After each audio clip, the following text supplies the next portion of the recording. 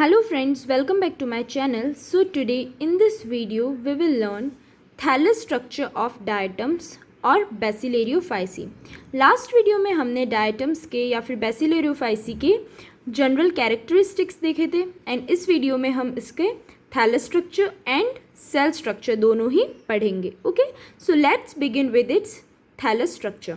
Diatoms are unicellular and cells are usually found in isolated form. अब जितने भी diatoms होते हैं कैसे होते हैं, यूनिसेल्युलर ऑर्गेनिजम्स हैं एंड जितने भी सेल्स होते हैं इनके वो आइसोलेटेड फॉर्म में ही फाउंड होते हैं। इट मीन्स मोस्टली यूजुअली ये कॉलोनी में नहीं रहते हैं, मोस्टली ये सेपरेटेड और इंडिविजुअली ही सर्वाइव करते हैं। Isolated cells sometime get embedded in a common gelatinous matrix to form simple colonies. But कभी कभी क्या होता है, जो आइसोलेटेड सेल्स होते हैं, जो सेपरेटेड सेल्स होते हैं, वो कभी कभी कॉमन जिलेटिनस मैट्रिक्स में जिनमें दूसरे भी सेल्स स्टक हैं, आई मीन फंसे हुए हैं, उनमें ये जो आइसोलेटेड सेल्स क्या होते हैं, कॉमन जिलेटिनस जो मैट्रिक्स होती है उसमें स्टक हो जाते हैं, एम्बेडेड हो जाते हैं, जिसकी वजह से क्या होती है, एक सिंपल कॉलोनी का फॉर्मेशन हो जाता है। कॉलोनियल एल्गे, कॉलोनियल डायटम्स का फॉर्मेशन होता है, फॉर्म हो जाते हैं। Colonial diatoms occur either as uniseriate filaments, uniseriate means unbranched, जिसमें कोई ब्रांचिंग नहीं है। तो कॉलोनियल डायटम्स कैसे होते हैं, या तो यूनिसेरिएट फिलामेंट्स होते हैं, एग्जाम्पल है मेलोसिरा, और एज ब्रांच्ड फिलामेंट्स या फिर ब्रांच्ड फिलामेंट्स भी होते हैं, जैसे कि एग्जाम्पल है Licmophora flabellata, having many radiating arms at the free end, जिसमें फ्री एंड मीन्स जो टिप है और जो साइड में जिनमें सब में ब्रांचेस प्रेजेंट होती है, आर्म्स प्रेजेंट होते हैं। In some diatoms the colony is formed due to interlocking of bristles.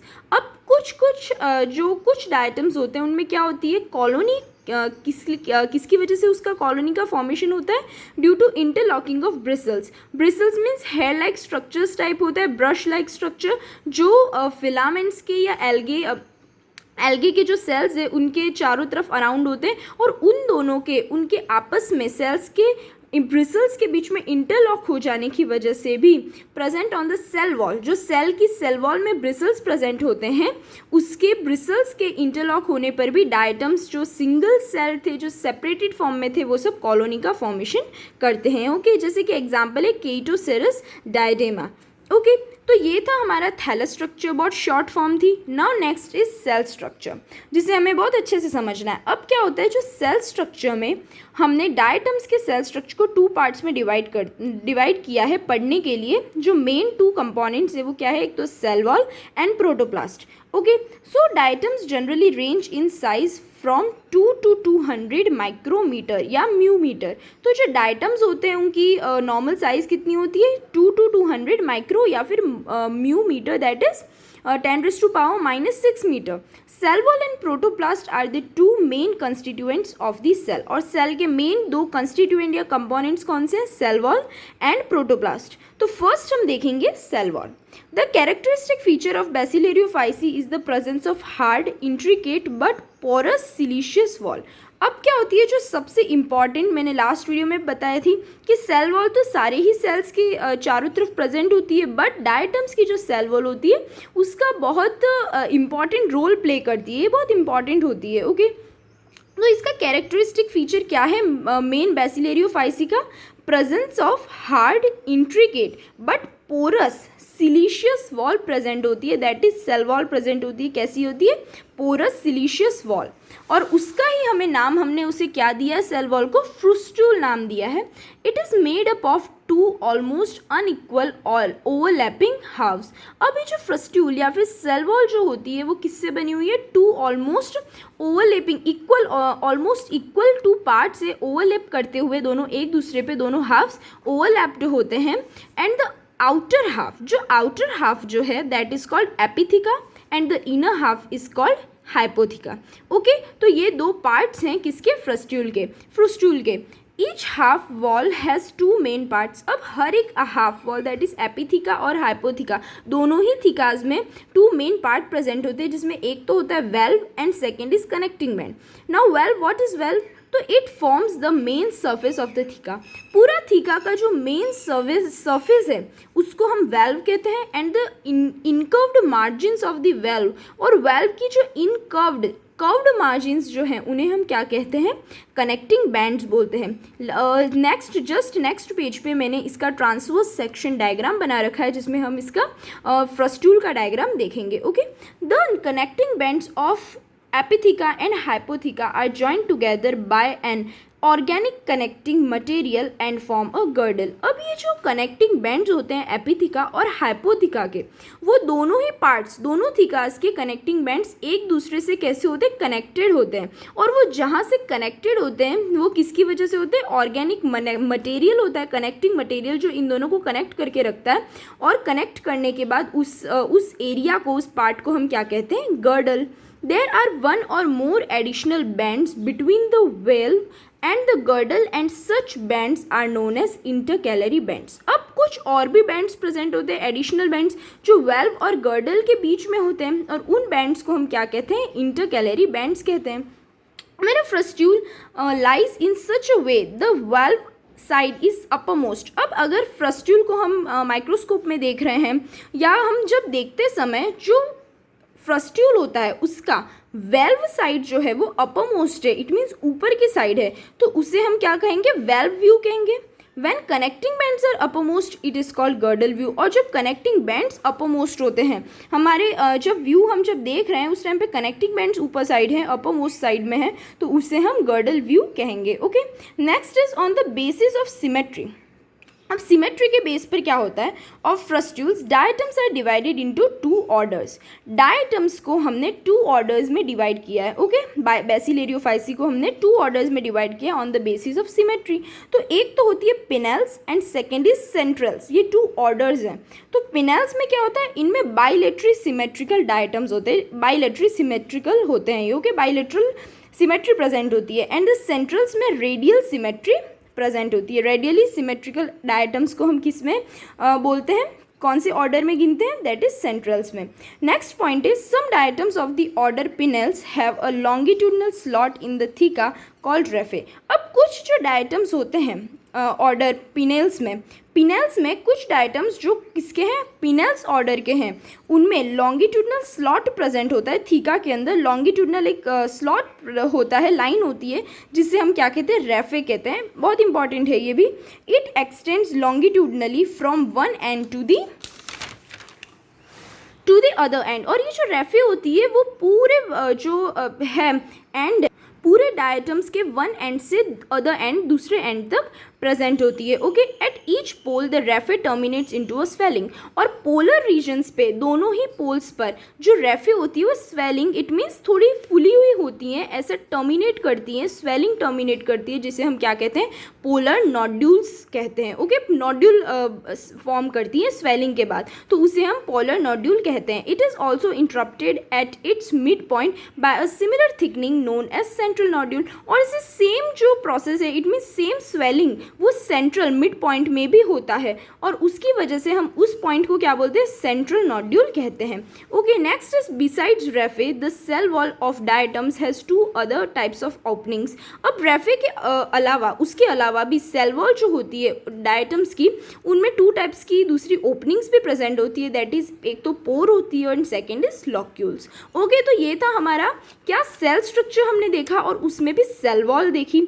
अब सेल वॉल का इसमें डायग्राम भी देख लेते, तो ये है ट्रांसवर्स सेक्शन ऑफ पिन्यूलेरिया विर्डिस। ये एक डायटम का हमने ट्रांसवर्स सेक्शन देखा है उसकी सेल वॉल देखने के लिए। So this is epitheca. तो यहाँ तक जो है देखो, हाफ पार्ट जो अपर जो साइड है वो है एपिथिका पार्ट है, एंड जो नीचे साइड जो हम देख रहे हैं दैट इज हाइपोथिका। और उन दोनों को जो कनेक्ट हो रहा है एरिया, उसको हम क्या कहते हैं, गर्डल। अब देखो, दिस इज वेल्व, ये पूरा होता है वेल्व। ओके, हमने टू पार्ट्स देखे मेन, एक तो है वेल्व पार्ट, ये जो हमें पूरा दिख रहा है, और दूसरे होते हैं कनेक्टिंग बैंड्स जो किस तरह पे मुड़े हुए हैं, एक दूसरे से कनेक्ट हो रहे हैं। ओके, तो ये जो वेल्व साइड में हम पूरा जो देखते हैं, अगर यहाँ से हम ऊपर साइड देखेंगे तो उसे हम क्या कहेंगे, वेल्व व्यू कहेंगे, जो हम अभी देखेंगे। एंड अगर हम गर्डल साइड से देख रहे हैं, इस टाइप से हम यहाँ से अगर माइक्रोस्कोप में देखते हैं तो उसे हम क्या कहेंगे, गर्डल व्यू कहेंगे। Okay, this is raphe present है, ये हाइपोथिका, और ये जो लाइन्स हैं ये चारों, ये 4 ये क्या है, ये दीज आर स्वेलिंग्स, ओके। और सेंट्रल में भी स्वेलिंग्स यहाँ प्रेजेंट है, जिसे हम क्या कहते हैं, सेंट्रल नोड्यूल्स कहते हैं, और पोलर्स में जो प्रेजेंट है उन्हें हम पोलर नोड्यूल कहते हैं, ओके। देन नेक्स्ट है वेल्व व्यू पिन्यूलेरिया का, ये हमने एक एग्जाम्पल लिया है पिन्यूलेरिया विडिस, और इसी डायटम का हमने सारे डायग्राम्स हम देख रहे हैं, ओके। जैसे कि ये है सेंट्रल नोड्यूल, और ये जो पोल्स में जो प्रेजेंट है that is polar nodule, and ये जो बीच में जो इनको पूरा कनेक्ट कर रही है दैट इज रेफे, जो बहुत इंपॉर्टेंट प्ले कर रही है, ओके। नेक्स्ट है गर्डल व्यू। तो गर्डल व्यू में क्या होता है, wall marking means wall lining, this is epitheca, and जो नीचे साइड जो है लोअर जो लेयर है दैट इज थिका, जो है वो है हाइपोथिका। दोनों में ही न्यूक्लियस प्रेजेंट, इट मीन्स ये न्यूक्लियस हमें दिख रहा है। अगर हम गर्डल व्यू देखेंगे तो हम सेल देख रहे हैं, यू नो व्हाट, ये हमने ओनली फ्रस्ट्यूल देखी थी, इसके अंदर ये सेल है, सेल की जस्ट हमने सेल वॉल देखी है, इसलिए हमें सिर्फ लाइन दिख रही है, और ओके। एंड लाइन का भी हमने सेल का ट्रांसवर्स सेक्शन लिया है, और ट्रांसवर्स सेक्शन से हम इसकी सेल वॉल देख रहे हैं, इट मीन्स इसके अंदर के जो कंपोनेंट्स है सेल के हम वो नहीं देख रहे हैं, ओके। तो अगर हम ऐसे देखेंगे तो इसमें हमको बीच में सेल का न्यूक्लियस भी दिखेगा, this is cytoplasm, this is girdle, ये गर्डल प्रेजेंट है दोनों में जो कनेक्ट करता है दोनों कनेक्टिंग बैंड्स को, ओके, दोनों थिकास को, this is cell wall, wall marking, epitheca and raphe, okay. तो ये था हमारा सेल वॉल। नेक्स्ट जो इंपॉर्टेंट सेकेंड कॉन्स्टिट्यूएंट है सेल का that is protoplast, okay. It is surrounded by a thin plasma membrane lying close to the inner face of the cell wall. अब जो protoplast होता है वो किससे सराउंडेड होता है, thin plasma membrane, and plasma membrane के जस्ट आउटसाइड क्या प्रेजेंट होती है, cell wall. Within plasma membrane a thick layer of cytoplasm surrounds a large central vacuole. अब प्लाज्मा मेम्ब्रेन के अंदर भी क्या होता है, एक थिक लेयर ऑफ साइटोप्लाज्म होती है जो किसके चारों तरफ होती है, large central vacuole, it means पूरे सेल के अंदर लार्ज सेंट्रल वैक्यूल प्रेजेंट होता है, जिसके चारों तरफ क्या होता है, protoplasm that is cytoplasm present होता है। The cell is uninucleate and the oval or spherical nucleus is usually embedded in a parietal cytoplasm. अब पूरा जो सेल है उसका तो एरिया किसने घेर लिया है, पूरा लार्ज सेंट्रल वैक्यूल ने ही पूरा एरिया को ऑब्टेन किया है, बट सेल जो होता है वो यूनिन्यूक्लिएट होता है, एंड इसमें जो न्यूक्लियस प्रेजेंट होता है वो कैसा होता है, ओवल और स्फेरिकल न्यूक्लियस होता है। तो ये किस में प्रेजेंट होता है, ये जब ये न्यूक्लियस जस्ट एम्बेडेड होता है पैराइटल साइटोप्लाज्म में, क्योंकि पूरा एरिया तो वैक्यूल ने लिया है। तो साइटोप्लाज्म, पैराइटल मीन्स आपको पता है ना, लेमिनर शेप्ड, मैं हर वीडियोज़ में बताती हूँ पैराइटल वर्ड जहाँ भी आता है तो इसका मीनिंग क्या होता है, एकदम laminar shaped, sheet like shaped. तो जब पूरा तो एरिया वैक्यूल ने अटेंड किया है तो इट मीन्स साइटोप्लाज्म वैक्यूल जहाँ नहीं है उसमें साइड में थोड़ा स्प्रेड है, और उनमें शीट लाइक साइटोप्लाज्म प्रेजेंट होता है, ठीक है, जिसमें न्यूक्लियस एम्बेडेड है।